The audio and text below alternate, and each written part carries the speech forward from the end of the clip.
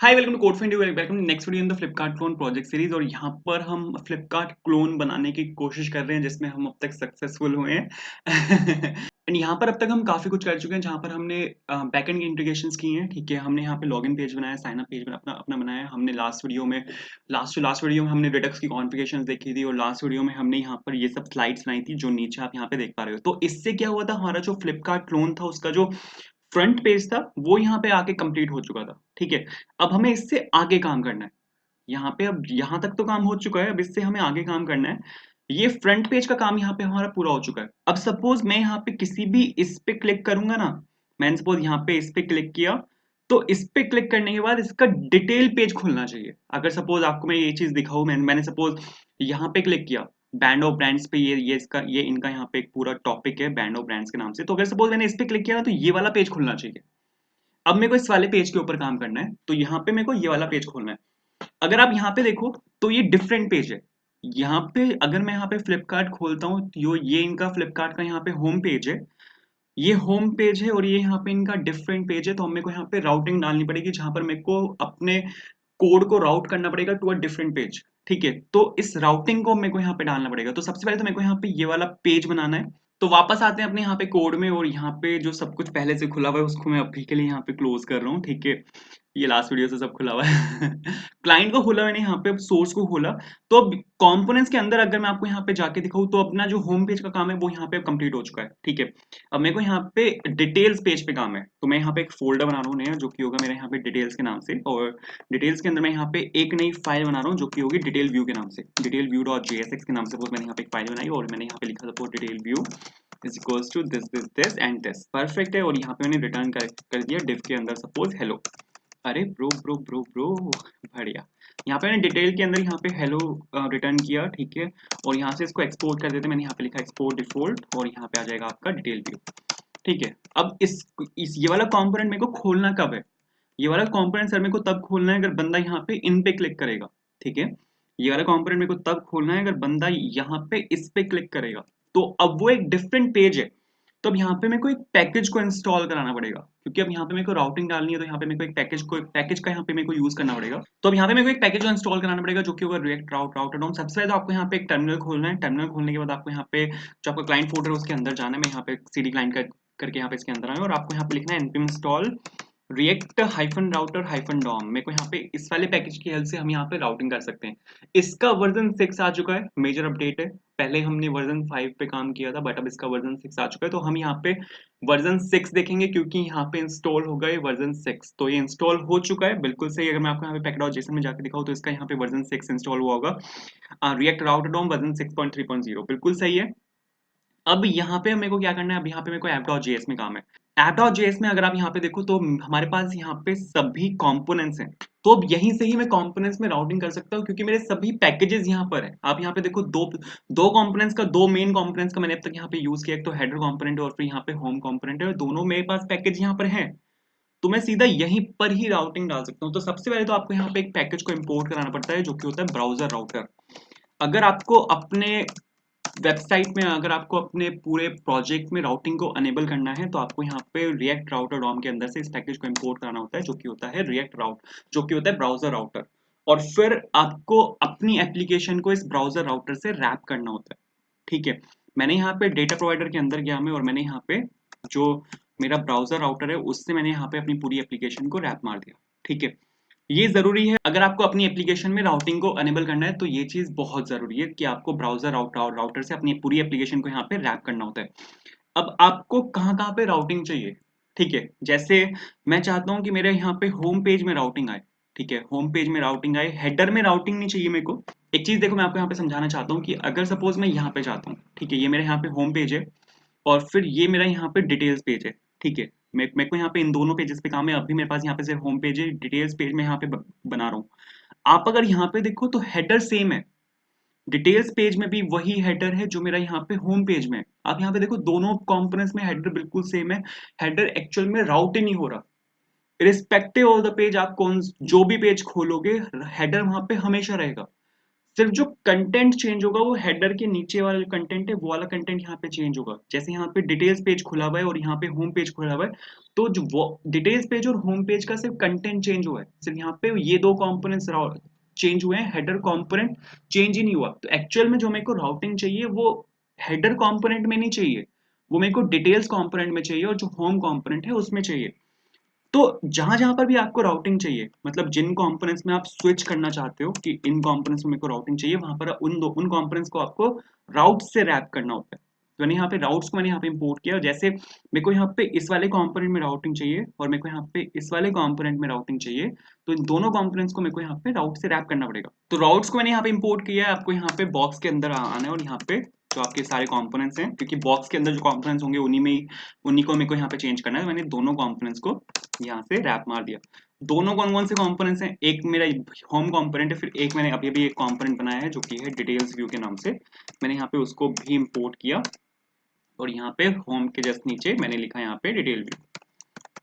Perfect है। अब यहाँ पे मैंने राउटिंग को अनेबल कर दिया है होम होम कंपोनेंट में और डिटेल व्यू कंपोनेंट में। दोनों में से एक टाइम पे सिर्फ एक ही दिखेगा, बट अभी अगर आप देखोगे तो दोनों में से एक भी नहीं दिखेगा। अगर मैं आपको यहाँ पे वापस जाके दिखाऊँ ना, यहाँ पे हमारी जो एप्लीकेशन है उस टाइम पे ब्रेक हो चुकी है, क्योंकि अब यहाँ पे मैंने ये तो बता दिया कि मेरे को यहाँ पे राउटिंग को अनेबल करना है सिर्फ इन दो कंपोनेंट्स में। हेडर कंपोनेंट को मैंने बाहर रखा है क्योंकि हेडर कंपोनेंट को मेरे को राउटिंग को अनेबल नहीं करना।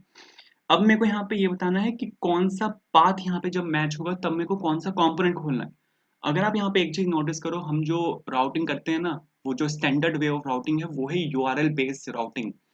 हमारा यहाँ पे यूआरएल जब चेंज होता है, जैसे हमारे यहाँ पे ये यूआरएल चेंज होता है, अभी तो यहाँ पे मेन यूआरएल है, बट जैसे यहाँ पे ये यूआरएल यहाँ पे चेंज होता है उसके हिसाब से हम जो कंपोनेंट्स हैं उनको चेंज करते हैं।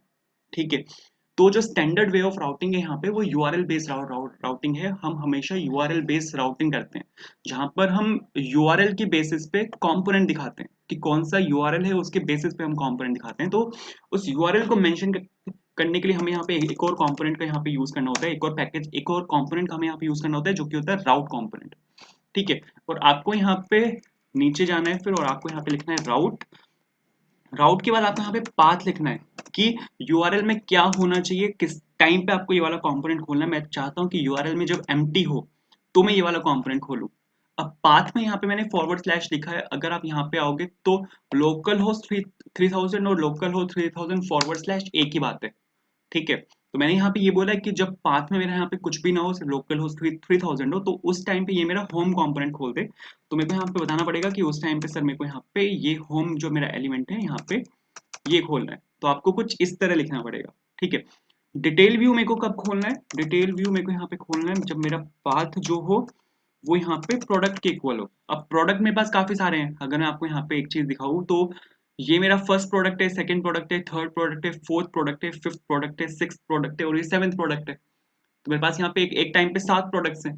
ठीक है, तो मेरे को एक्चुअल में इसको खोलना कब है, मेरे को यहाँ पे ये बताना पड़ेगा कि सर अब मेरे को डिफरेंट कंपोनेंट्स के लिए डिफरेंट डिफरेंट खोलना है। जैसे अगर सपोज मैंने इस पे क्लिक किया तो ये वाला खुलना चाहिए, इस पे क्लिक किया तो ये वाला खुलना चाहिए, इस पे क्लिक किया तो ये वाला खुलना चाहिए, तो मेरे को यहाँ पे डिफरेंशिएट करना पड़ेगा। राउटिंग में मेरे को यहाँ पे डिफरेंशिएट करना पड़ेगा कि जब ये इस पे क्लिक हो तो ये वाला खुले, इस पे क्लिक हो तो ये वाला खुले। तो यहाँ पे डिफरेंशिएट करने के लिए मैं यहाँ पे आईडी का यूज करूंगा, और आईडी यहाँ पे वेरिएबल है, आईडी यहाँ पे हमेशा चेंज होगी। इसकी आईडी डिफरेंट है, इसकी आईडी डिफरेंट है, इसकी आईडी डिफरेंट है। आप अगर यहाँ पे देखो तो इन्होंने भी यहाँ पे आईडी दी हुई है।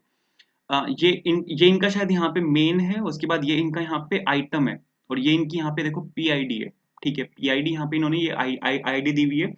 तो आईडी के बेसिस पे हम यहाँ पे इसको खोल खोल सकते हैं जितने हमारे यहाँ पे एलिमेंट्स है, बट आईडी यहाँ पे एक वेरिएबल है। तो अब मेरे को यहाँ पे प्रोडक्ट के बाद अगर आपको कोई भी वेरिएबल लिखना है, प्रोडक्ट मेरा यहाँ पे सेम रहेगा, उसके बाद आईडी यहाँ पे चेंज होगी। जैसे अगर आप यहाँ पे देखो तो इनका यहाँ पे ये वाला जो ग्राफिक प्रिंट मैन पोलो नेक टी शर्ट है ये इनका सेम है, उसके बाद इनकी आईडी चेंज हुई है। तो मेरे को बिल्कुल यहाँ पे सेम करना है, प्रोडक्ट मेरा यहाँ पे सेम रहेगा, और अगर उसके बाद मेरे को यहाँ पे वेरिएबल डालना है, वेरिएबल एक आईडी होगी, तो मैंने यहाँ पे लिखा ये कॉलन आईडी। कॉलन आईडी जो होता है वो यहाँ पे आपका वेरिएबल होता है। उसके बाद आपको कौन सा एलिमेंट यहाँ पे खोलना है उसके केस में, तो मैंने यहाँ पे लिखा डिटेल व्यू, सर मेरे को यहाँ पे डिटेल व्यू खोलना है और बिल्कुल सही है। तो अगर आप इतना लिख दोगे तो इतने से चलना चाहिए। अगर मैं आपको यहाँ पे रिफ्रेश करके दिखाऊँ तो आप यहाँ पे देखो सारा डेटा मेरे पास यहाँ पर आ चुका है और बिल्कुल परफेक्ट चल रहा है। यहाँ पे मेरा होम कंपोनेंट है, बट अगर सपोज मैं प्रोडक्ट में जाता हूँ, प्रोडक्ट में मैंने यहाँ पे 1 लिखा, क्योंकि 1 मेरी यहाँ पे आईडी है, ठीक है। प्रोडक्ट के बाद में यहाँ पे ये आप यहाँ पे जो भी आपका चेंज होगा 1 2 3 4, क्योंकि ये स्टैटिक नहीं है, इसको मैंने वेरिएबल डाला है प्रोडक्ट के बाद जो कुछ भी होगा। तो अगर सपोज मैंने प्रोडक्ट के बाद यहाँ पे 1 लिखा तो मेरा यहाँ पे डिटेल्स पेज खुलना चाहिए। आप देखो यहाँ पे हेलो प्रिंट हुआ, ये हेलो प्रिंट हुआ है मेरे यहाँ पे डिटेल्स पेज से, क्योंकि डिटेल व्यू में मैंने यहाँ पे हेलो प्रिंट कराया था। आप यहाँ पे देखो बिल्कुल परफेक्टली खुला है। अब मेरे को यहाँ पे क्या करना है, अब मेरे को यहाँ पे इनके क्लिक पे खोलना है। अगर मैं आपको यहाँ पे वापस जाके दिखाऊँ, सपोज मैं यहाँ पे राउटिंग में यहाँ पे वापस गया, तो अब सर मेरे को यहाँ पे क्या करना है, इसके क्लिक पे मेरे को डिटेल व्यू खोलना है और इसकी जो आईडी है उसके साथ खोलना है। तो अब हम यहाँ पे एक काम कर सकते हैं कि अगर ये चीज आ रही है यहाँ पे स्लाइड में से, तो मेरे को यहाँ पे अपना एक कंपोनेंट खोलना पड़ेगा जो कि है यहाँ पे स्लाइड कंपोनेंट। और स्लाइड कंपोनेंट के अंदर अगर आप देखो तो ये है मेरी वो पूरी इमेज, ठीक है। ये मेरी वो पूरी इमेज है जिसके अंदर मैं यहाँ पे वो सब डाल सकता हूँ, ठीक है। तो आप यहाँ पे एक काम कर सकते हो, हम यहाँ पे एक कंपोनेंट का यूज कर सकते हैं जो कि होता है यहाँ पे लिंक कंपोनेंट। लिंक कंपोनेंट की हेल्प से हम यहाँ पे इसके क्लिक पे राउटिंग को चेंज कर सकते हैं। तो मैंने यहाँ पे इसको इंपोर्ट किया, मैंने यहाँ पे रिएक्ट राउटर डॉम के अंदर से, और आपको ये जो पूरा आपका बॉक्स है ना, इसको आपको रैप करना पड़ेगा लिंक से, ठीक है। इसको आपको पूरे को लिंक से रैप करना पड़ेगा, क्योंकि इस पूरे पे मेरे को राउटिंग को अनेबल करना है, इसके क्लिक पे राउटिंग चेंज होनी चाहिए। तो सर मैंने यहाँ पे लिंक लिखा, अब कौन सी राउटिंग यहाँ पे चेंज होनी चाहिए, तो मेरे को यहाँ पे उसके लिए 2 लिखना पड़ेगा। और 2 लिखने के बाद जो भी आपने यहाँ पे डाला हुआ है ना, इस ये जो यहाँ पे आपने पाथ डाला हुआ है इसके साथ वो मैच करना चाहिए। तो मैं यहाँ पर आया और सपोज मैंने यहाँ पे बैक टिक लगाया और मैंने यहाँ पे सपोज प्रोडक्ट लिखा, कि मैंने यहाँ पे प्रोडक्ट लिखा हुआ है तो प्रोडक्ट के साथ ही मैच होना चाहिए। बट जो आईडी है वो वेरिएबल है, जो यहाँ पे आईडी है वो यहाँ पे वेरिएबल है। तो आपको यहाँ पे इसके बाद फॉरवर्ड स्लैश लगा के आपको यहाँ पे डॉलर लिखना पड़ेगा और यहाँ पे एक वेरिएबल को कन्कैट कराना पड़ेगा जो कि होगी आपकी यहाँ पे प्रोडक्ट डॉट आईडी, ठीक है। अगर आप इतना लिख दोगे परफेक्ट चलेगा। चला के अगर मैं आपको यहाँ पे दिखाऊं, इसको रिफ्रेश कर लेते हैं, तो आप यहाँ पे देखो बिल्कुल परफेक्ट चल रहा है। लेकिन राउटिंग अनेबल होते ही क्या हुआ, यहाँ पे जो सीएसएस है वो बिगड़ गई। एक सेकंड यहाँ पे सीएसएस हैंडल कर लेते हैं। ये क्या करता है, लिंक टैग क्या करता है, टेक्स्ट डेकोरेशन को अंडरलाइन कर देता है। तो आपको यहाँ पे टेक्स्ट डेकोरेशन को वापस नन करना पड़ेगा, ठीक है, ताकि ये जो यहाँ पे अंडरलाइन है ये यहाँ से हट जाए। तो आप देखो यहाँ से अंडरलाइन यहाँ से हट चुकी है। अब जैसे ही मैं इस पे क्लिक करूंगा तो एक डिटेल पेज खुलना चाहिए। आप देखो यहाँ पे डिटेल पेज खुला है इसकी आईडी के साथ। इस एलिमेंट की जो आईडी है वो है प्रोडक्ट 6, परफेक्ट चल रहा है। अगर सपोज कुछ और मैं यहाँ पे खोलने की कोशिश करता हूँ, मैंने सपोज यहाँ पे होम एंड किचन वाला ये खोला, तो आप यहाँ पे देखो इसकी जो आईडी है प्रोडक्ट 1 है और प्रोडक्ट 1 के साथ मेरा यहाँ पे डिटेल्स पेज खुल गया। बट अब मैं जैसे ही यहाँ पे इस पे क्लिक करूँ तो मेरा वापस होम पेज खुल जाए। अब मैं चाहता हूँ कि जैसे ही मैं वापस यहाँ पे इस पे क्लिक करूँ तो मेरा वापस होम पेज खुल जाए। तो इसके लिए आपको यहाँ पे हेडर में जाना है और हेडर में आपके पास यहाँ पे हेडर डॉट जेएसएक्स है। हेडर डॉट जेएसएक्स के अंदर आपके पास यहाँ पे ये वाला कॉम्पोनेंट है, ठीक है। ये वाला आपके पास यहाँ पे कंपोनेंट है। इस कंपोनेंट में आप अगर देखो तो ये वाली मेरी फ्लिपकार्ट की इमेज है और फिर यहाँ पे एक्सप्लोर प्लस और वो सब लिखा हुआ है और फिर यहाँ पे जो प्लस वाली इमेज है यहाँ पे वो है। तो इस पूरे रैपर कंपोनेंट पे मेरे को यहाँ पे लिंक टैग लगाना है। तो सबसे पहले तो आपको यहाँ पे इंपोर्ट कर लेना है। अपने जो लिंक टैग है उसको मैंने यहाँ पे इंपोर्ट किया। ये कहाँ से आएगा, ये आएगा आपका रिएक्ट राउटर डॉम के अंदर से। मैंने यहाँ से इसको निकाला, बिल्कुल सही है। और अब आपका जो कंपोनेंट है, ठीक है, आपका जो यहाँ पे कंपोनेंट है वो आपका लिंक कंपोनेंट नहीं होगा, वो आपका बॉक्स कंपोनेंट नहीं होगा, वो आपका यहाँ पे लिंक कंपोनेंट होगा। तो अभी यहाँ पे क्या हो रहा है कि आपने यहाँ पे अपना जो कंपोनेंट है उसको यहाँ पे बॉक्स से कन्वर्ट कर दिया इनटू द लिंक। और अब आपको यहाँ पे 2 करके कुछ नहीं करना, बस यहाँ पे एम्प्टी पास करना है। क्योंकि जो आप app.js में अगर जाके देखोगे तो जो होम पेज का पाथ है वो यहाँ पे एम्प्टी है, ठीक है। तो मैंने यहाँ पे हेडर के अंदर एम्प्टी पास किया और बिल्कुल परफेक्ट चलेगा ये। लेकिन आप यहाँ पे देखो इसने यहाँ पे जो CSS है वो बिगाड़ दी। तो आपको यहाँ पे आना है और यहाँ पे आपको करना है टेक्स्ट डेकोरेशन और इसको कर देते हैं हम नन, ठीक है। टेक्स्ट डेकोरेशन नन किया हमने यहाँ पे, तो ये बिल्कुल परफेक्ट चलना चाहिए। बट इसने कलर को भी यहाँ पे बिगाड़ दिया। तो कलर हम दे सकते हैं इनहेरिट, कि जो पेरेंट का कलर है उसको यहाँ पे इनहेरिट कर ले, ताकि यहाँ से कलर है वो भी परफेक्ट हो जाए। बिल्कुल सही चल रहा है। अगर अब मैं यहाँ पे इस पे क्लिक करूंगा तो यहाँ पे होम पेज खुलना चाहिए। आप यहाँ पे देखो होम पेज खुल गया। वॉच पे मैंने क्लिक किया तो वॉच की आईडी खुल गई, वापस यहाँ पे क्लिक किया तो वापस होम पेज खुल गया। हेयर ड्रायर पे क्लिक किया तो हेयर ड्रायर की आईडी खुल गई प्रोडक्ट 5, वापस यहाँ पे क्लिक किया तो वापस होम पेज खुल गया। बिल्कुल सही चल रहा है। अब मेरे को यहाँ पे क्या करना है, अगर सपोज मैंने यहाँ पे इस पे क्लिक किया तो प्रोडक्ट 5 यहाँ पे खुला है, प्रोडक्ट 5 की डिटेल्स मेरे को यहाँ पे निकालनी है। अगर मैं आपको यहाँ पे चला के दिखाऊं तो रिडक्स, अगर मैं आपको यहाँ पे खोल के दिखाऊं तो रिडक्स के अंदर अभी मेरे पास यहाँ पे सारा डेटा है, ठीक है। रिडक्स के अंदर अगर आप यहाँ पे देखो तो गेट प्रोडक्ट्स के अंदर मेरे पास यहाँ पे अभी 7 ऑब्जेक्ट्स हैं। बट मेरे को यहाँ पे 7 ऑब्जेक्ट्स नहीं चाहिए, मेरे को यहाँ पे सिर्फ ये वाला ऑब्जेक्ट चाहिए जिसकी आईडी इस टाइम पे यहाँ पे प्रोडक्ट 5 होगी। तो अब मेरे को यहाँ पे डेटाबेस में एक हिट मारनी है और मेरे को वो वाला पार्ट निकाल के लाना है जिसकी आईडी यहाँ पे प्रोडक्ट 5 के इक्वल है, ठीक है, उसी की मेरे को सिर्फ यहाँ पे एक डिटेल चाहिए। तो अब मेरे को यहाँ पे क्या करना पड़ेगा कि यहाँ से आईडी निकालनी पड़ेगी, क्योंकि ये आईडी मेरे को यहाँ पे यूआरएल में से निकालनी पड़ेगी और उसको मैच करवाना पड़ेगा इस बार इन सातों ऑब्जेक्ट्स में से जिस भी आईडी के इक्वल होगा, ये वाली आईडी जो यूआरएल में है वो वाला ऑब्जेक्ट मेरे को फेच करना है। जैसे ये जो यहाँ पे प्रोडक्ट 5 जो आईडी है वो यहाँ पे इसके 5th ऑब्जेक्ट से, क्योंकि ये 0 से यहाँ पे स्टार्ट हो रहा है ये वाला ऑब्जेक्ट, तो यहाँ पे इसके 5th ऑब्जेक्ट से वो जाके यहाँ पे मैच हुई है जिसकी आईडी यहाँ पे प्रोडक्ट 5 है, तो ये वाला ऑब्जेक्ट ही मेरे को यहाँ पे डिटेल चाहिए और डिटेल आते ही मैं यहाँ पे इसको यहाँ पे डिस्प्ले करवा दूंगा। तो मेरे को यहाँ पे ये काम करना है। तो इसके लिए आपको यहाँ पे वापस जाना है और आपको जो डिटेल व्यू है उसमें यहाँ पे वापस जाना है। तो अब मेरे को यहाँ पे रिडक्स की हेल्प से कॉल मारनी पड़ेगी। तो रिडक्स की हेल्प से कॉल मारने के लिए हमने क्या सीखा था लास्ट वीडियो में कि आपको सबसे पहले यहाँ पे यूज इफेक्ट को यहाँ पे इंपोर्ट करना पड़ेगा, क्योंकि जैसे कंपोनेंट यहाँ पे लोड होगा बिल्कुल सेम वैसे ही मेरे को यहाँ पे कॉल मारनी है। कंपोनेंट के लोड होते मेरे को यहाँ पे कॉल मारनी है, तो उसके लिए मेरे को यहाँ पे यूज इफेक्ट का यहाँ पे यूज करना पड़ेगा। मैंने यहाँ पे यूज इफेक्ट लिखा एंड यूज इफेक्ट के साथ अब आपको यहाँ पे कॉल मारनी है, ठीक है। अब लास्ट वीडियो में हमने यहाँ पे एक चीज सीखी थी कि हमें यहाँ पे एक और हमें यहाँ पे हुक का यूज करना पड़ता है जो कि होता है यूज डिस्पैच, और जो कि आता है आपका रिएक्ट रिडक्स के अंदर से, क्योंकि अब यहाँ पे मेरे को डिस्पैच करना होता है चीजों को। तो यहाँ पे हमने लिखा कॉन्स्ट और सपोज डिस्पैच, मेरे को यहाँ पे इसको इनिशियलाइज करवाना पड़ेगा। मैंने यहाँ पे लिखा डिस्पैच और is equals to use dispatch, बिल्कुल ठीक है। अब मेरे को यहाँ पे यूज इफेक्ट के अंदर सेकंड आर्गुमेंट यहाँ पे डिस्पैच को पास करना पड़ेगा। मैंने यहाँ पे सेकंड आर्गुमेंट में मैंने यहाँ पे डिस्पैच को पास किया, बिल्कुल ठीक है। अब मेरे को यहाँ पे डिस्पैच करना है, ठीक है, मेरे को यहाँ पे डिस्पैच करना है और यहाँ पे फंक्शन कॉल करना है मेरे को, जो कि मैं लिखूंगा यहाँ पर इस वाले एक्शंस के अंदर, ठीक है।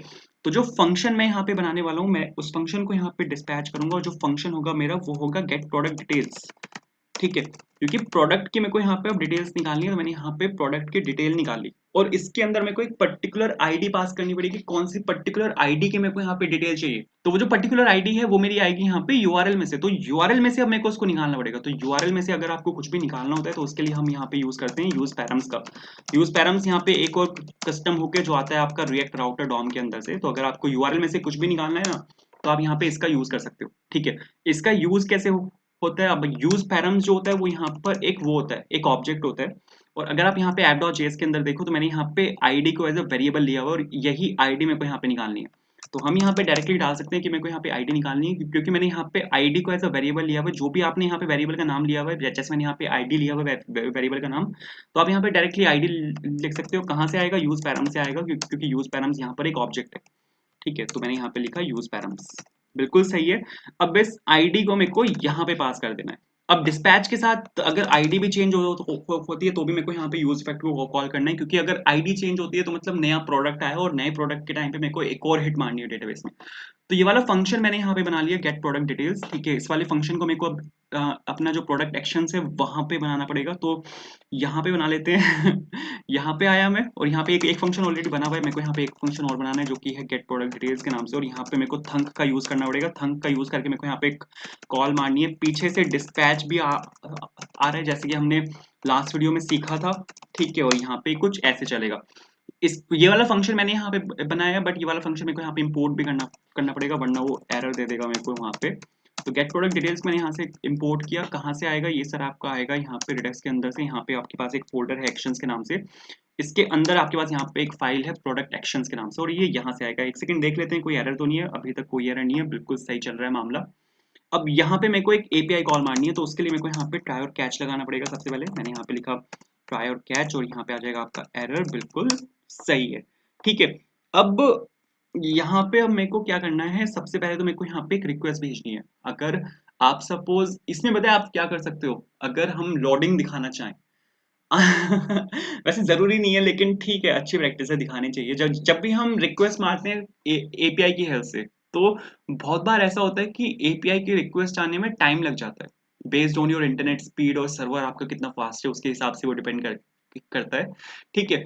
तो जितना एपीआई की रिक्वेस्ट से रिस्पॉन्स आता है उतना हम लोडर दिखा सकते हैं, ठीक है। लोडर में एक्चुअल में दिखाऊंगा तो नहीं, बहुत लंबा बैठ जाएगा, बट मैं आपको यहाँ पे उसको हैंडल करना सिखा सकता हूँ कि लोडर की हम इम्प्लीमेंटेशन कर कैसे सकते हैं, ठीक है। तो उसके लिए आपको यहाँ पे सबसे पहले तो एक काम करना है कि जैसे ही आप यहाँ पे रिक्वेस्ट मारो तो आप यहाँ पे डिस्पैच कर दो, ठीक है। रिक्वेस्ट कर अभी तक मैंने रिक्वेस्ट नहीं मारी, रिक्वेस्ट मारने के लिए मेरे को यहाँ पे एक्सिक्यूट की हेल्प लेनी पड़ेगी, लेकिन मैंने पहले ही यहाँ पे डिस्पैच कर दिया और डिस्पैच मैंने टाइप में यहाँ पे एक्शन दिया, ठीक है। एक्शन दूंगा मैं यहाँ पे कि आपने यहाँ पे रिक्वेस्ट भेजी है, ठीक है। तो अब मेरे को यहाँ पे कुछ चीजें चाहिए होंगी। सबसे पहले तो यहाँ पे कॉन्सेंस में जाते हैं और कॉन्सेंस में मेरे को यहाँ पे कुछ चीजों को डिक्लेयर करना पड़ेगा। सबसे पहले तो यहाँ पे आ जाते हैं एक्सपोर्ट कॉन्स्ट। अब सबसे पहले मैं यहाँ पे रिक्वेस्ट भेजूंगा, तो मैंने यहाँ पे लिखा गेट और प्रोडक्ट और डिटेल्स, क्योंकि प्रोडक्ट की डिटेल्स चाहिए मेरे को, और रिक्वेस्ट।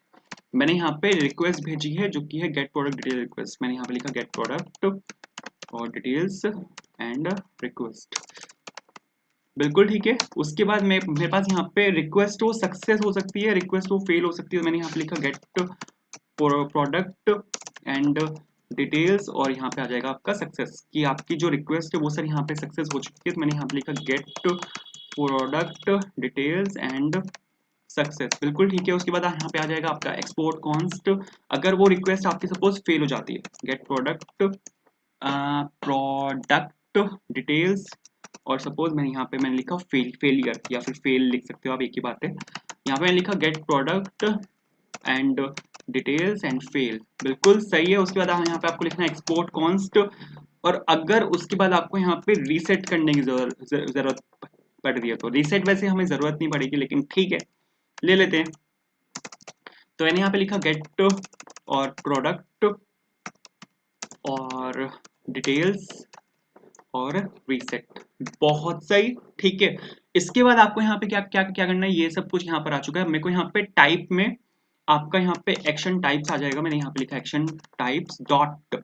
अब यहाँ पे मैंने रिक्वेस्ट भेजी है और रिक्वेस्ट भेजी है तो मेरे को यहाँ पे ये वाला यूज करना पड़ेगा कि सर मैंने यहाँ पे आपके पास एक रिक्वेस्ट भेजी है। कोई वैल्यू नहीं जाएगी, लेकिन यहाँ पे एक एक्शन आइटम जाएगा। उसके बाद आप यहाँ पे एक एपीआई कॉल मार सकते हो, ठीक है। एपीआई कॉल के लिए हम यहाँ पे इसी का ही यूज कर सकते हैं, क्योंकि गेट एपीआई है। मैंने यहाँ से इसको कॉपी किया और यहाँ पे लाके मैंने इसको पेस्ट कर दिया, ठीक है। अब अवेट है यहाँ पे एक्सियोस डॉट गेट है, लेकिन अब यहाँ पे प्रोडक्ट्स नहीं है, क्योंकि मेरे को यहाँ पे एक प्रोडक्ट चाहिए। तो मैंने यहाँ पे प्रोडक्ट लिखा और प्रोडक्ट के साथ अब मेरे को यहाँ पे आईडी पास करनी है। आप अगर यहाँ पे देखो गेट प्रोडक्ट डिटेल में मैंने यहाँ पे पीछे से डिटेल व्यू से एक आईडी पास करी थी यहाँ पे इसके अंदर, जो कि आईडी मैंने पैरम से निकाली थी, जो कि यूआरएल में से निकली थी, ठीक है। तो मेरे पास यहाँ पे पीछे से एक आईडी आ रही है, मैंने यहाँ पे आईडी लिया और आईडी के साथ अब आप यहाँ पे इसको कनकैट मार सकते हो। मैंने यहाँ पे एक वेरिएबल को कनकैट करा है, क्योंकि एक पर्टिकुलर आईडी मेरे को यहाँ से निकालनी है। तो एक पर्टिकुलर आईडी मैंने यहाँ से निकाली, वो डेटा मेरे पास यहाँ पे आ जाएगा इस डेटा के अंदर, ठीक है। इस डेटा के अंदर मेरे पास यहाँ पे अब डेटा आ जाएगा और इस डेटा को अब मेरे को यहाँ पे डिस्पैच करना पड़ेगा। तो जो हमने यहाँ पे लिखा हुआ है ना, बिल्कुल सेम मेरे को यहाँ पे करना है। तो मैंने यहाँ पे एलिमेंट को मैंने यहाँ पे डिस्पैच कर दिया, लेकिन यहाँ पे गेट प्रोडक्ट सक्सेस नहीं आएगा, यहाँ पे आएगा आपका गेट प्रोडक्ट डिटेल सक्सेस, ठीक है।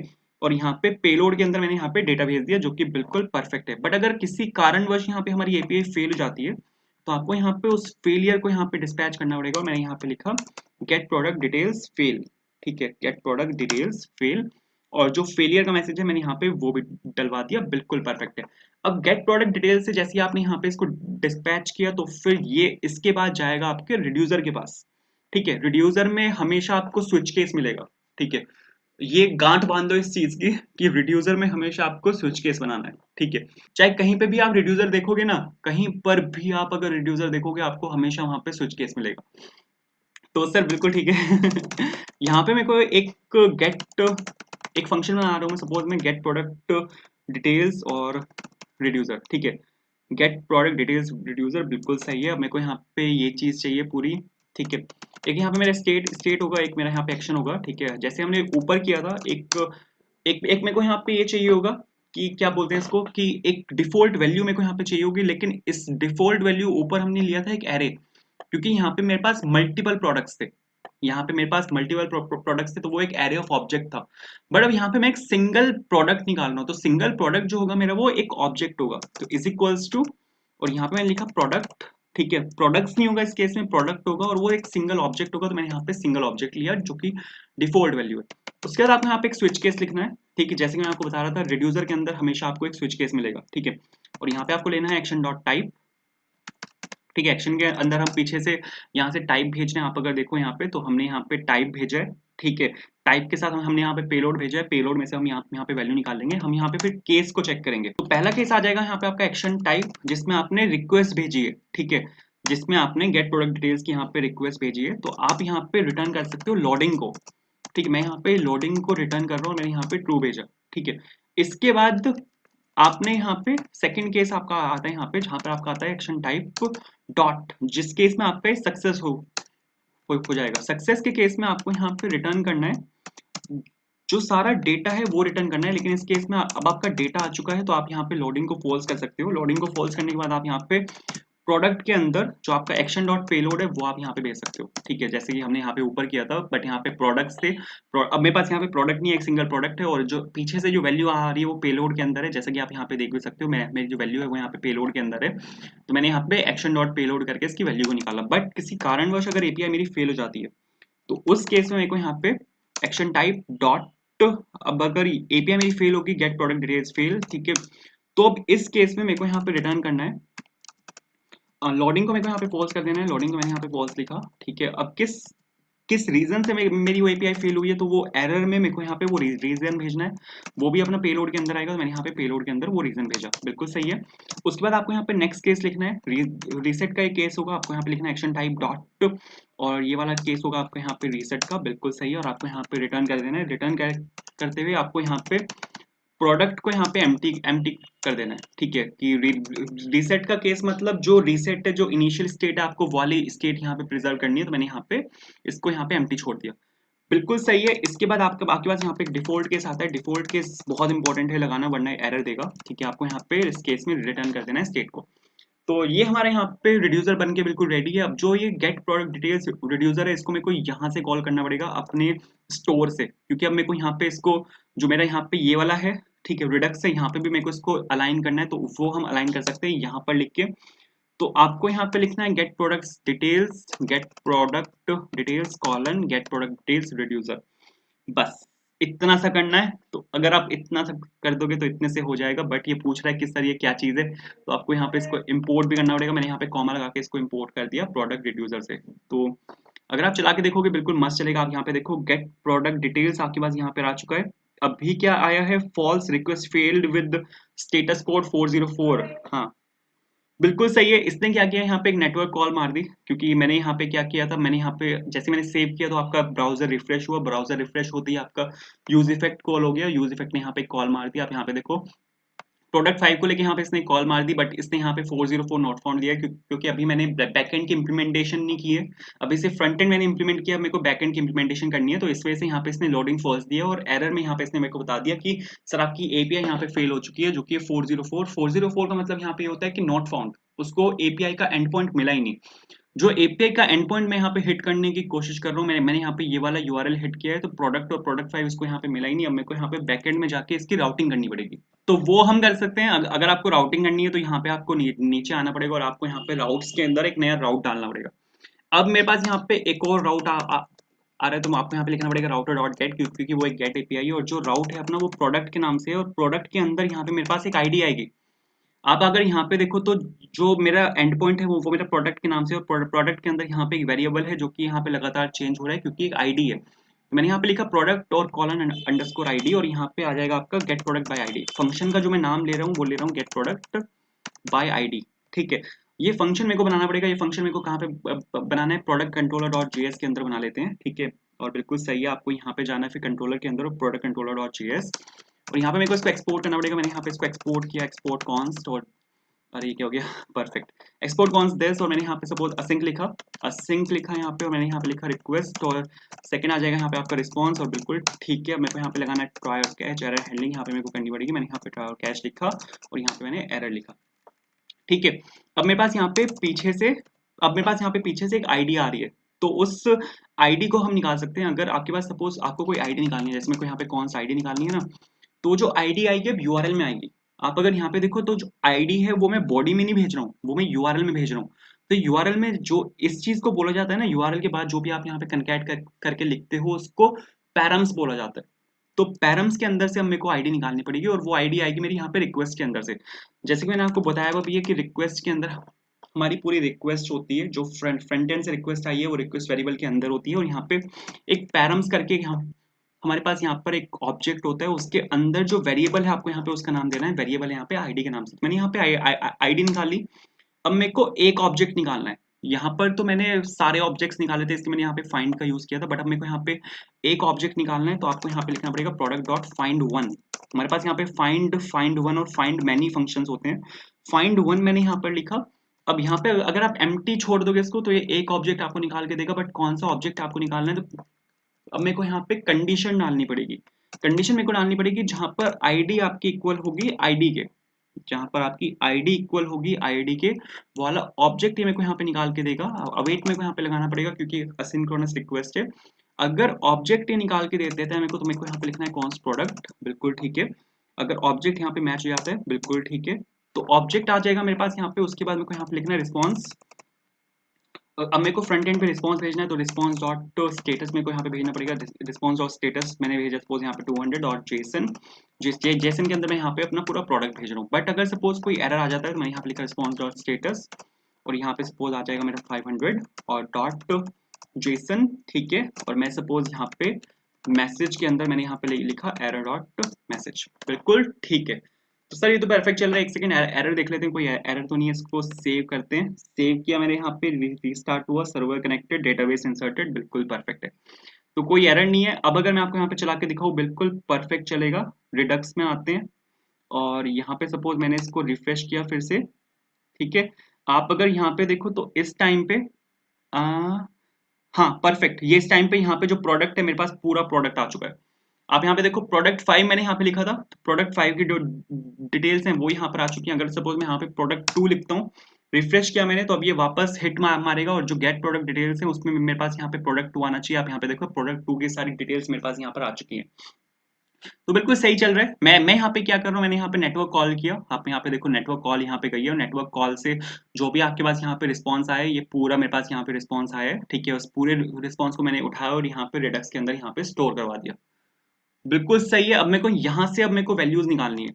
जो मेरे यहाँ पे ये रिडक्स है, इसके अंदर से अब मेरे को यहाँ पे वैल्यूज निकालनी है। बहुत इजी है, हमने सीखा था कैसे निकाल सकते हैं हम, ठीक है। आपको यहाँ पे वापस जाना है अपने कोड में। अब बैकएंड का मेरे को कोई काम नहीं है, तो आप इसको यहाँ से क्लोज कर सकते हो, और आपको वापस जाना है अपने डिटेल व्यू में, ठीक है। डिटेल व्यू में मैं यहाँ पे वापस गया। अब मेरे को यहाँ पे अपनी वैल्यूज निकालनी है। तो वैल्यूज निकालने के लिए हम यहाँ पे यूज कर सकते हैं एक फंक्शन का। एक फंक्शन नहीं कहते इसको, बोलते हैं कस्टम हुक बोला जाता है। तो यूज सिलेक्टर का मेरे को यहाँ पे यूज करना पड़ेगा। अरे यहाँ से नहीं आएगा ऊपर से आएगा। यहाँ पे मेरे को यूज करना पड़ेगा यूज सिलेक्टर का, ठीक है। यूज सिलेक्टर की हेल्प से हम अपने वहां से वैल्यू निकाल सकते हैं। कहाँ से वैल्यू निकाल सकते हैं जो अपना रिडक्स है वहां से हम वैल्यू निकाल सकते हैं। तो मैंने यहाँ पे लिखा suppose use selector, use use अरे ये क्या हो रहा है, हाँ ठीक है। यूज सिलेक्टर मैंने यहाँ पे लिखा। यूज सिलेक्टर के अंदर हमें स्टेट का एक्सेस मिलता है, और स्टेट की हेल्प से हम यहाँ पे जो स्टेट का ये वाला फंक्शन है गेट प्रोडक्ट डिटेल्स, हम यहाँ पे इसको कॉल कर सकते हैं। तो आप यहाँ पे लिखना है स्टेट डॉट, और जो गेट प्रोडक्ट डिटेल्स है आपका, आपने यहाँ पे उसको कॉल कर दिया, ठीक है। दो चीजें रिटर्न करेगा। उन दोनों चीजों को आप यहाँ पे डायरेक्टली यहाँ पे ऑब्जेक्ट डिस्ट्रक्चरिंग मेथड का यहाँ पे यूज करके उन दोनों को निकाल सकते हो। आप अगर देखो यहाँ पे, तो रिटर्न करेगा मेरे को लोडिंग को। मैंने यहाँ पे लोडिंग को निकाला। लोडिंग को निकालने के बाद ये रिटर्न करेगा यहाँ पे प्रोडक्ट को। तो मैंने यहाँ पे प्रोडक्ट को भी निकाला, बिल्कुल सही है, ठीक है। ये दोनों चीजें चेंज होती रहेंगी, तो मेरे को इन दोनों को भी यहाँ पे मेंशन करना पड़ेगा कि जैसे जैसे मेरे यहाँ पे प्रोडक्ट और लोडिंग यहाँ पे चेंज हो, वैसे वैसे ये एक कॉल मारता रहे, और जो नया अपडेटेड डेटा है वो मेरे को ला के देता रहे। तो मेरे पास सारा डेटा यहाँ पे इस प्रोडक्ट के अंदर है। अब मैं यहाँ पे डायरेक्टली इसका यूज कर सकता हूँ, और यहाँ पे जो अपना प्रोडक्ट है उसको यहाँ पे डिस्प्ले करवा सकता हूँ। तो इसको डिस्प्ले करवाने के लिए सबसे पहले तो मेरे को यहाँ पे इंपोर्ट करना पड़ेगा बॉक्स को, ठीक है। बॉक्स कहाँ से आएगा, बॉक्स आएगा आपका एमयूआई मटेरियल में से, ठीक है। बॉक्स को मैंने यहाँ पे इंपोर्ट किया। उसके बाद आपको यहाँ पे डिव की जगह मैं यहाँ पे यूज कर रहा हूँ बॉक्स का, ठीक है। ये मेरे यहाँ पे सबसे पेरेंट डिव होगा, ठीक है। अब मेरे को यहाँ पे एक चीज चेक करनी पड़ेगी कि मेरे को डेटा सिर्फ तब डिस्प्ले करवाना है जब मेरा लोडिंग यहाँ पे ट्रू हो। अगर मेरा लोडिंग यहाँ पे ट्रू है, तो उसके बाद मैं यहाँ पे डेटा को अपने डिस्प्ले करवा सकता हूँ, ठीक है। तो मैंने यहाँ पे बॉक्स लिखा और बिल्कुल परफेक्ट है, ठीक है। लोडिंग अगर मेरा यहाँ पे ट्रू है, सिर्फ तभी मेरे को यहाँ पे डेटा को डिस्प्ले करवाना है, वरना मेरे को डेटा को डिस्प्ले नहीं करवाना। अब आप अगर यहाँ पे एक चीज देखो कि जो मेरा पूरा डेटा है वो दो हिस्सों में डिवाइडेड रहेगा। ये मेरा यहाँ पे लेफ्ट वाला पार्ट है जिसमें इमेज है, फिर ये मेरा फिर मेरा यहाँ पे राइट वाला पार्ट है जिसमें मेरी सारी डिटेल्स हैं, ठीक है। तो मेरे को यहाँ पे अपने कोड को दो हिस्सों में डिवाइड करना है। उससे पहले अगर मैं आपको यहाँ पे वापस जाके दिखाऊं, अरे ये क्या हो रहा है, एक सेकंड रुक जाओ, ये क्या हो रहा है यहाँ पे अरे ब्रो, ओ यहाँ पे इनफाइनाइट लूप चल गया। आप अगर देखो यहाँ पे, तो यहाँ पे इनफाइनाइट लूप चल गया। इसको मेरे को रोकना पड़ेगा। यहाँ पे क्या हो रहा है कि आईडी यहाँ पे लगातार चेंज फॉर ये, तो इस वजह से यहाँ पे ये सब कुछ हो रहा है। ठीक है, एक काम मेरे को यहाँ पे करना पड़ेगा, आपको यहाँ पे एक काम करना है कि आपको यहाँ पे ये चेक करना है कि इफ अगर आपका जो प्रोडक्ट है, प्रोडक्ट आपका यहाँ पे होना चाहिए, मैंने यहाँ पे लिखा प्रोडक्ट एंड और आपकी जो आईडी है वो अगर इक्वल नहीं है प्रोडक्ट डॉट आईडी के, सिर्फ तभी आपको यहाँ पे डिस्पैच को कॉल करना है, वरना आपको डिस्पैच को कॉल नहीं करना। ठीक है, तो अब शायद ये रुकना चाहिए, रुक गया क्या, मेरे को यहाँ पे रिफ्रेश करना पड़ेगा इसको। हाँ परफेक्ट है, तो यहाँ पे रिफ्रेश हुआ। अब आप यहाँ पे देखो, तो अब यहाँ पे इनफाइनाइट लूप नहीं है। यहाँ पे क्या हो रहा था कि मैं यहाँ पे डेटा को अपडेट कर रहा हूँ, फिर मैंने वही डेटा मैंने यहाँ पे लगातार डाल दिया, तो ये लगातार चलता जाएगा। तो इस चीज को रोकने के लिए मेरे को यहाँ पे ये काम करना पड़ा है। बट जो मैं आपको यहाँ पे समझा रहा था, मेरे पास यहाँ पे ये वाला मेरा यहाँ पे पेरेंट कंपोनेंट है, और पेरेंट कंपोनेंट के अंदर मेरे पास यहाँ पे इस टाइम पे दो और यहाँ पे कंपोनेंट्स होंगे। अरे ब्रो ये पूरा ही टाइप क्यों करा रहा है। ठीक है, दो और मेरे पास यहाँ पे एक तो लेफ्ट कंपोनेंट होगा और एक यहाँ पे राइट कंपोनेंट होगा। तो बिल्कुल सही चल रहा है ये। तो आगे बढ़ने से पहले, if you are new to the channel, अगर आपने अपने चैनल को सब्सक्राइब नहीं किया तो प्लीज चैनल को सब्सक्राइब जरूर करना। आपको बाकी प्रोजेक्ट्स की प्लेलिस्ट मिल जाएगी, आपको यहाँ पे जाना है प्लेलिस्ट में ना। अगर आप यहाँ पे नीचे आओगे तो मंस्टैक प्रोजेक्ट्स आपको यहाँ पे मिल जाएंगे, जावा प्रोजेक्ट्स आपको यहाँ पे मिल जाएंगे, रिएक्ट प्रोजेक्ट्स आपको यहाँ पे मिल जाएंगे, और जावास्क्रिप्ट प्रोजेक्ट्स हैं, नेक्स्ट जीएस प्रोजेक्ट्स हैं, सब कुछ आपको यहाँ पे मिल जाएगा। ठीक है, तो वापस आते हैं एंड वीडियो को लाइक जरूर करना, क्योंकि वीडियो को लाइक करने से क्या होता है कि रीच बढ़ती है, यूट्यूब को पता लगता है कि you are enjoying this video. ठीक है, तो यहाँ पे वापस आते हैं। अब मेरे को यहाँ पे क्या करना है, मैंने यहाँ पे एक पेरेंट बॉक्स बनाया।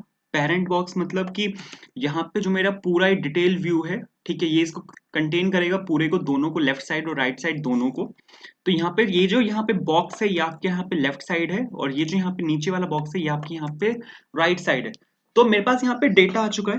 अब डेटा आ चुका है तो मैं यहाँ पे लेफ्ट साइड में वो सारा डेटा डाल सकता हूँ। ठीक है, अब यहाँ पे लेफ्ट साइड में डेटा आएगा, अब यहाँ पे राइट साइड में डेटा आएगा। तो सबसे पहले राइट साइड वाला डेटा अगर मेरे को यहाँ पे डालना होगा तो मेरे को यहाँ पे टाइपोग्राफी का यूज करना पड़ेगा। ठीक है, मैं आपको यहाँ पे एक सेकंड डाल के दिखा रहा हूँ राइट साइड वाला डेटा। मेरे को यहाँ पे टाइपोग्राफी का यहाँ पे यूज करना पड़ेगा, और मेरा जो सारा डेटा है वो यहाँ पे प्रोडक्ट के अंदर है। प्रोडक्ट के अंदर मेरे पास यहाँ पे टाइटल है, और उसके अंदर मेरे पास यहाँ पे लॉन्ग टाइटल है, जैसे कि मैंने आपको बताया हुआ भी है। ठीक है, तो लॉन्ग टाइटल के अंदर से अब मेरे को यहाँ पे वैल्यू निकालनी है। तो अगर आपको मैं यहाँ पे एक चीज दिखाऊं कि मेरे पास यहाँ पे प्रोडक्ट के अंदर मेरे पास यहाँ पे टाइटल है, ये रहा टाइटल, और टाइटल के अंदर मेरे पास यहाँ पे की है जो कि लॉन्ग टाइटल। इसके अंदर से मैंने यहाँ से वैल्यू निकाली है, बट उससे पहले मेरे को यहाँ पे बॉक्स के बाद टाइपोग्राफी को यहाँ पे मेरे को इंपोर्ट करना पड़ेगा। मैंने यहाँ पे टाइपोग्राफी को मैंने यहाँ पे इंपोर्ट किया, तो आप यहाँ पे देखोगे कि जो प्रोडक्ट का जो टाइटल है वो यहाँ पे आना चाहिए इस केस में। ठीक है, यहाँ पे सपोज इसको रिफ्रेश किया मैंने, और रिफ्रेश करने के बाद ये शायद यहाँ पे ब्रेक हो गया, ये बोल रहा है कि can not read properties of undefined reading title. यहाँ पे मेरे को एक काम और करना पड़ेगा कि यहाँ पे क्या है कि प्रोडक्ट यहाँ पे अनडिफाइंड है इस केस में, तो इस वजह से इसने मना कर दिया कि मैं इसको रीड नहीं कर पा रहा। तो मेरे को यहाँ पे ये चेक करना पड़ेगा कि अगर ऑब्जेक्ट डॉट कीज, जो मैंने यहाँ पे प्रोडक्ट ऑब्जेक्ट है, अगर उसमें वैल्यू है, ठीक है, तो मैंने यहाँ पे ऑब्जेक्ट डॉट कीज निकाला। ऑब्जेक्ट डॉट कीज यहाँ पे रिटर्न करेगा एक पूरा कीज का एरे, और मैं उसकी लेंथ चेक कर रहा हूँ, अगर उसकी लेंथ ग्रेटर देन 0 है सिर्फ तभी मेरे को यहाँ पे आगे इसको प्रिंट करवाना है, वरना इसको प्रिंट नहीं कराना। तो अभी अगर आप चला के देखोगे तो बिल्कुल परफेक्ट चलेगा। आप यहाँ पे देखो बिल्कुल सही सही चल रहा है, और यहाँ पे जो लॉन्ग टाइटल है वो यहाँ पे प्रिंट हो रहा है या नहीं हो रहा, वो मेरे को यहाँ पे चेक करना पड़ेगा। कैन नॉट कन्वर्ट अनडिफाइंड और नल टू ऑब्जेक्ट। ठीक है, मेरे को यहाँ पे एक चीज और एक चेक मेरे को यहाँ पे और लगाना पड़ेगा कि अगर प्रोडक्ट में अगर वैल्यू है, प्रोडक्ट अगर अनडिफाइंड नहीं है, सिर्फ तभी वो ऑब्जेक्ट और कीज को यहाँ पे चेक करे, वरना वो चेक ना करे। तो अब अगर मैं आपको यहाँ पे चला के देखूंगा तो अब बिल्कुल सही सही चलना चाहिए। तो ये तो चल गया। यहाँ पे एक चीज और कर लेते हैं यार, इस प्रोडक्ट को यहाँ पे प्रिंट करा लेते हैं ना, थोड़ा इजी रहेगा, मतलब थोड़ा आसानी रहेगी मेरे को भी समझाने में और समझने में। ठीक है, तो यहाँ पे इसको प्रोडक्ट मैंने यहाँ पे प्रिंट कराया, तो यहाँ पे ये तो बिल्कुल परफेक्टली प्रिंट हुआ है। मैं यहाँ पे टाइटल और लॉन्ग टाइटल इसको प्रिंट करवाने की कोशिश कर रहा हूँ, बट यहाँ पे प्रिंट नहीं हो रहा। प्रॉब्लम यहाँ पर ये है कि लोडिंग यहाँ पे इस केस में फॉल्स हो रहा है, तो इस वजह से वो उसको वहाँ पे प्रिंट नहीं कर रहा।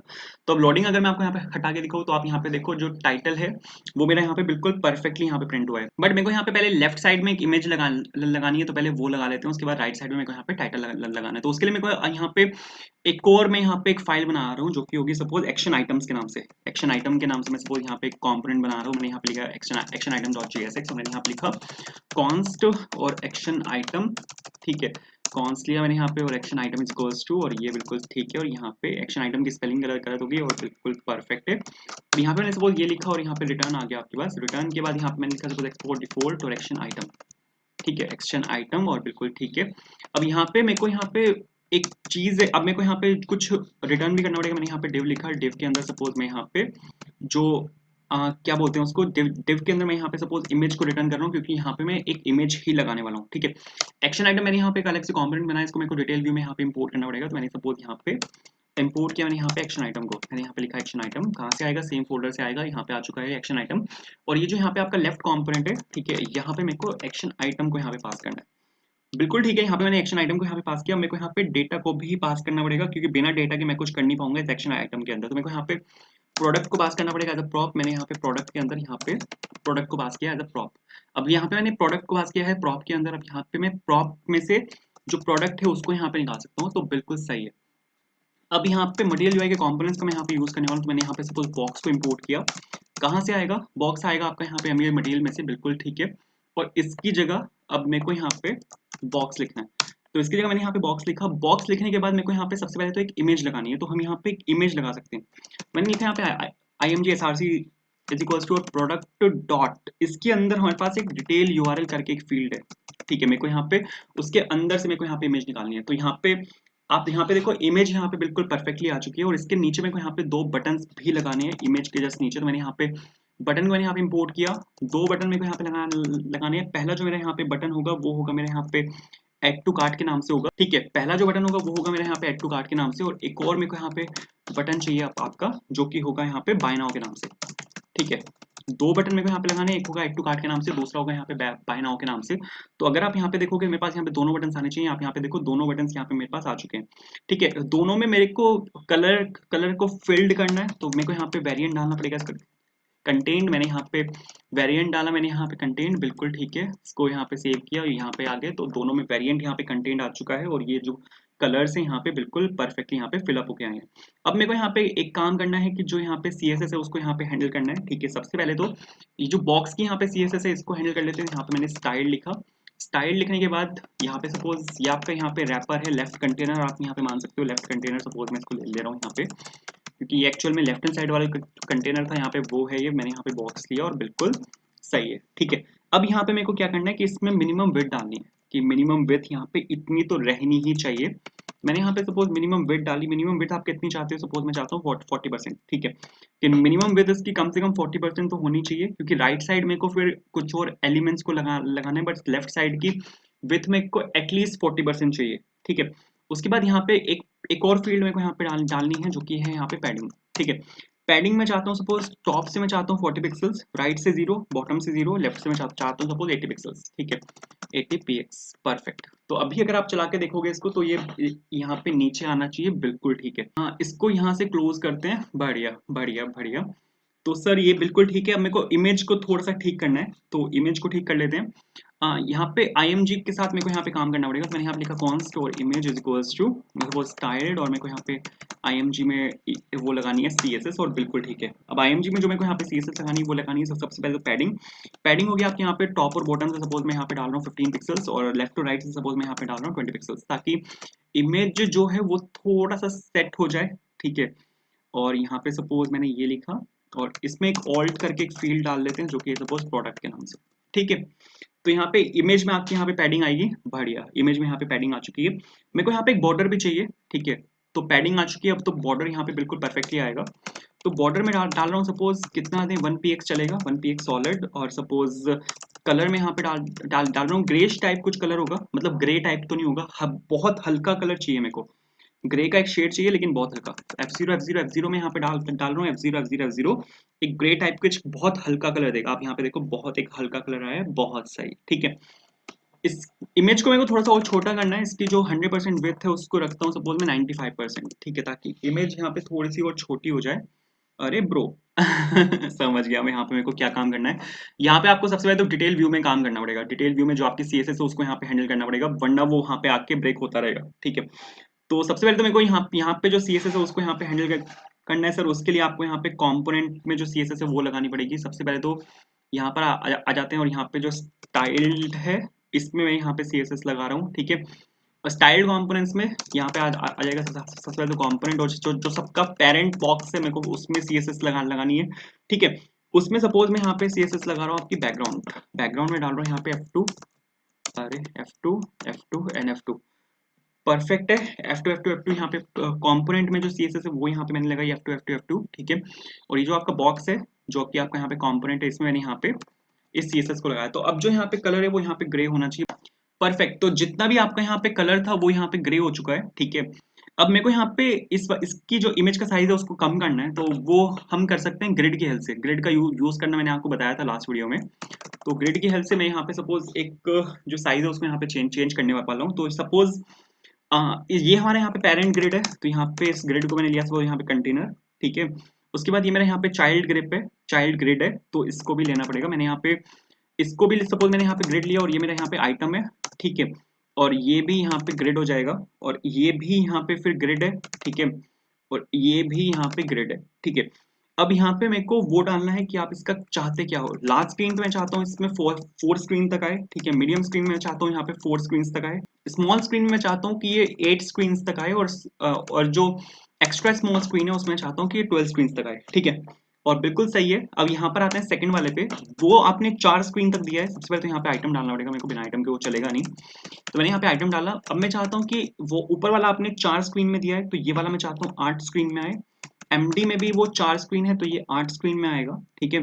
स्मॉल स्क्रीन में वो 8 स्क्रीन है, तो ये इसके नीचे 8 स्क्रीन पे आएगा। एंड स्मॉल स्क्रीन में, एक्स्ट्रा स्मॉल में, ठीक है, ये यहाँ पे 12 स्क्रीन पे आएगा। तो अब अगर मैं आपको यहाँ पे चला के दिखाऊँ तो अब बिल्कुल सही सही चलना चाहिए। देख लेते हैं, हाँ अब बिल्कुल परफेक्ट चल रहा है। तो जो इमेज है अपनी वो अब काफी सही हो चुकी है। थोड़ा सा ऊपर से यहाँ से मार्जिन चाहिए मेरे को, तो इससे मार्जिन ले लेते हैं यहाँ से। यहाँ पे मैंने लिखा सपोज मार्जिन, और ये हो जाएगा आपका यहाँ पे टॉप मार्जिन। टॉप कितना लें सपोज, कितना ले 55 पिक्सल ले लेते हैं, क्योंकि ये हमारे यहाँ पे ऊपर से 55 पिक्सल ही है। बढ़िया, तो यहाँ पे 55 पिक्सल ही मार्जिन आना चाहिए। अरे ब्रो, इसने तो मार्जिन नहीं उठाया। ठीक है बेटे, कोई बात नहीं। अब ये काम करते हैं, ये वाला जो ग्रिड है ना यहाँ पे, इस पे सीएसएस लगाते हैं, उसको देख लेंगे अभी बाद में। तो यहाँ पे मैंने सपोज कॉन्स लिखा, और कॉन्स तो सपोज कंटेनर, क्योंकि वो वहाँ पे कंटेनर है, ठीक है। और स्टाइल्ड, और सपोज स्टाइलिंग में कोई डालनी है यहाँ पे ग्रिड के ऊपर। मैंने यहाँ पे सपोज स्टाइलिंग डाली। परफेक्ट। ग्रिड के ऊपर यहाँ पे मैंने स्टाइलिंग डाली, और इसका बैकग्राउंड कलर को मेरे को यहाँ पे चेंज करना है। ये वाला बैकग्राउंड कलर आप अगर देखो यहाँ पे, तो इनका जो यहाँ पे ये वाला बैकग्राउंड कलर है ना, ये ग्रेइश है, बट बीच में यहाँ पे पूरा व्हाइट है। तो मैंने यहाँ पे वही किया, मैंने यहाँ पे जो पेरेंट है उसका यहाँ पे ग्रे कर दिया। अब जो चाइल्ड है पूरा, उसको मेरे को यहाँ पे व्हाइट करना है।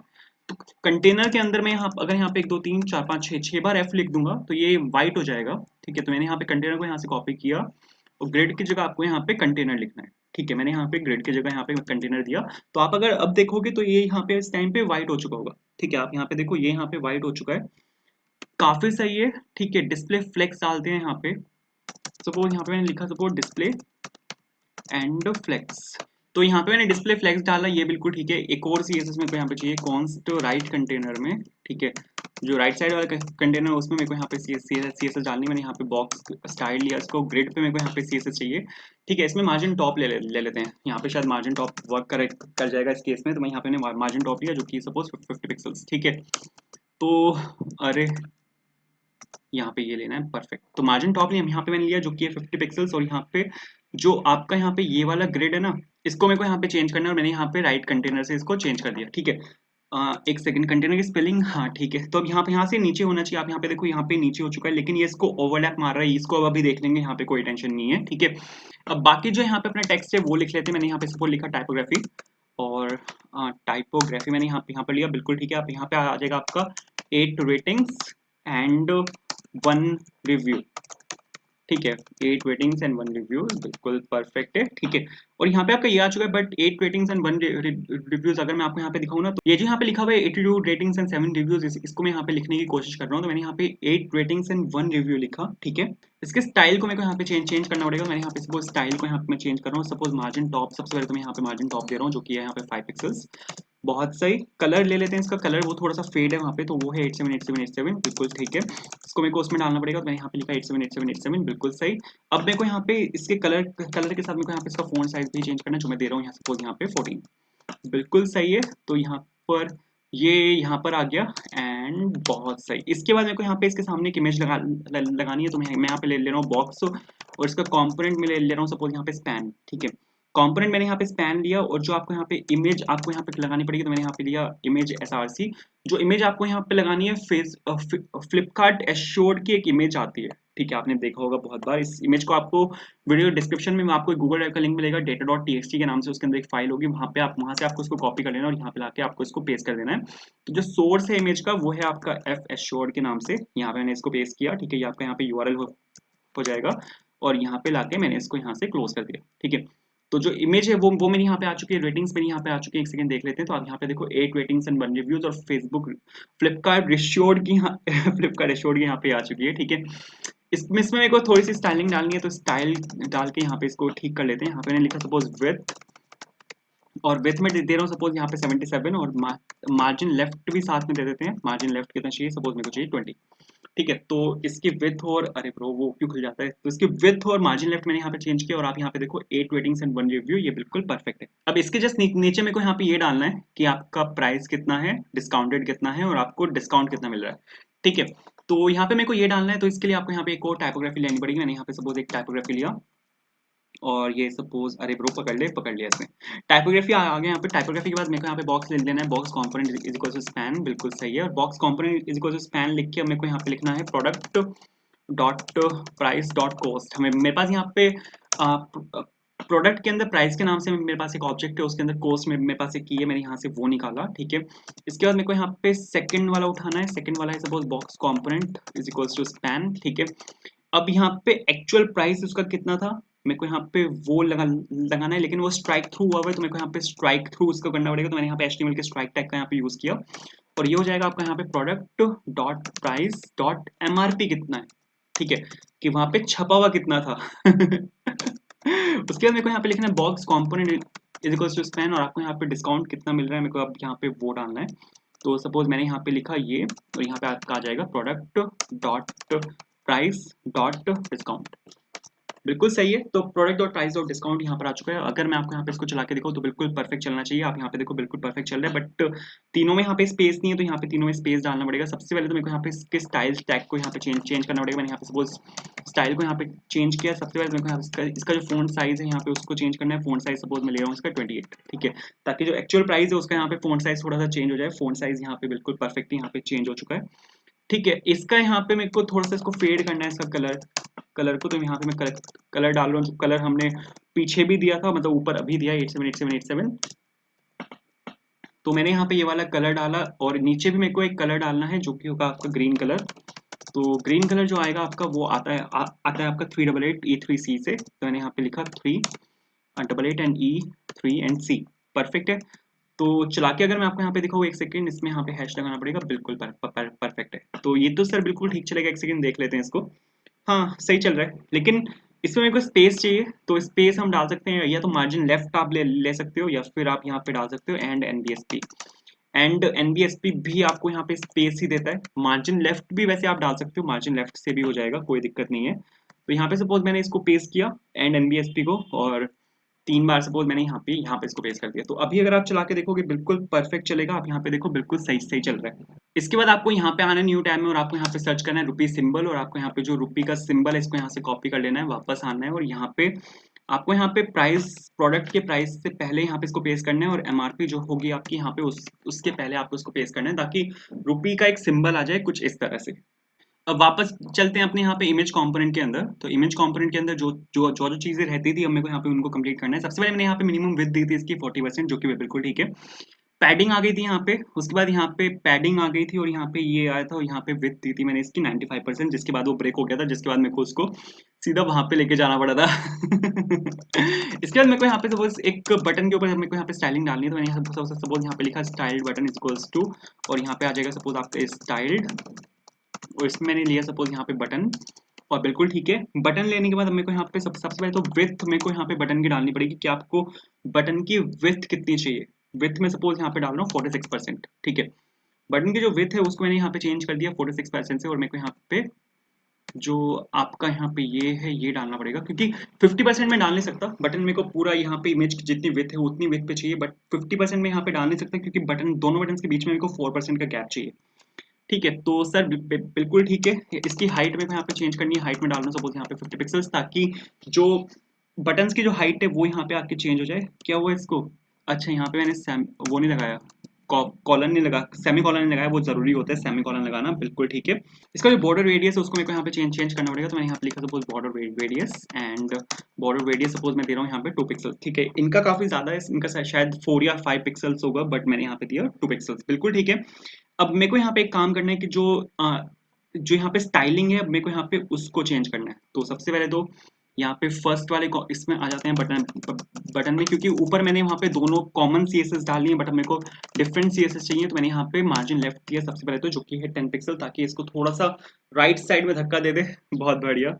बैकग्राउंड कलर मेरे को यहाँ पे इसका चेंज करना है। बैकग्राउंड कलर मेरे को यहाँ पे इसका वो चाहिए, क्या बोलते हैं, बैकग्राउंड कलर मेरे को इसका यहाँ पे ऑरेंज टाइप एक कलर होता है, मेरे को यहाँ पे वाला कलर इसका चाहिए होगा, तो मैंने यहाँ पे ऑरेंज टाइप इसका एक कलर लिया, जो कि इसका बैकग्राउंड कलर है, और बिल्कुल सही है, काफी सही। ठीक है, राइट साइड जो यहाँ पे बटन है, इसका भी मेरे को यहाँ पे बैकग्राउंड कलर को यहाँ पे चेंज करना है, तो मैंने सपोज इसका यहाँ पे सपोज बैकग्राउंड को मैंने यहाँ पे चेंज किया, बैकग्राउंड आ गया इसका, जो कि यहाँ पे बैकग्राउंड कलर में ले रहा हूँ सपोज इसका FB541B।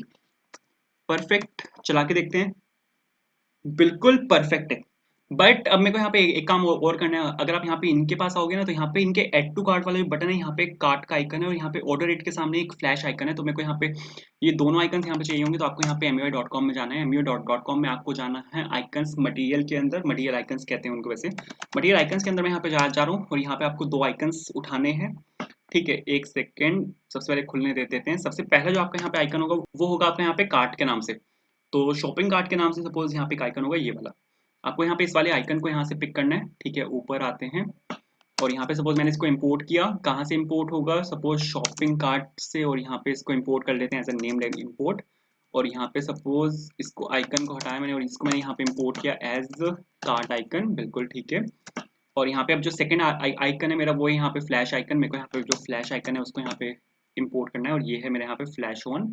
ठीक है, इसको यहाँ से कॉपी किया, और यहाँ पे सपोज मैंने इसको पेस्ट किया, फ्लैश ऑन के नाम से जो आइकन है वो मेरे को यहाँ पे चाहिए, कॉमा लगा के मैंने इसको यहाँ पे पेस्ट किया, और फ्लैश ऑन एज फ्लैश में यहाँ पे पिक कर रहा हूँ इसको, बहुत सही और बिल्कुल परफेक्ट है। तो सर ये तो बिल्कुल ठीक है। यहाँ पे एड टू कार्ट से पहले मेरे को यहाँ पे इसको लिखना है, तो मैंने यहाँ पे कार्ट लिखा, और मैंने यहाँ पे सेल्फ क्लोजिंग टैग के साथ यहाँ पे इसको क्लोज किया, और सेम काम मेरे को यहाँ पे करना है फ्लैश के साथ, मैंने यहाँ पे फ्लैश लिखा, और सेल्फ क्लोजिंग टैग के साथ मैंने यहाँ पे इसको क्लोज किया।